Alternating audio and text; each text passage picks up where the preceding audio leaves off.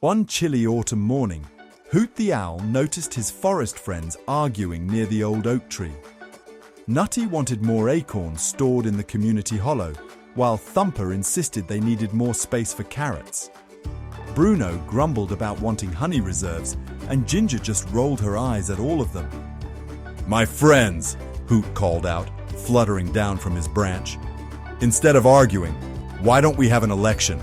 Each animal can be a candidate and present their ideas for making our forest better." "What's an election?" asked Thumper, twitching his nose curiously.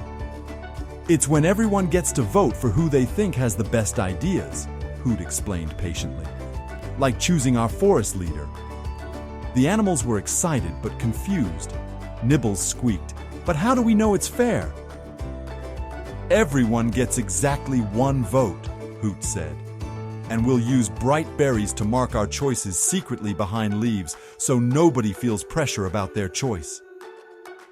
The candidates got busy. Nutty practiced her speech about building more storage spaces, her tail twitching with excitement. Thumper hopped around, promising fresher vegetables for everyone. Bruno suggested creating honey-sharing stations, while Ginger proposed a forest-wide security system. On election day, all the forest animals gathered. Even the usually shy Daisy and busy Benny came to vote. One by one, they went behind the big fern to mark their choice with berry juice. When Hoot counted the votes, Bruno had won by 2 berries. But instead of being sad, the other candidates smiled. They realized Bruno's idea would help everyone, even those who didn't vote for him. "You see," Hoot explained, watching Bruno share his first batch of honey. "In an election, we might not always get exactly what we want, but we all get a voice. And sometimes, the best ideas come from listening to each other."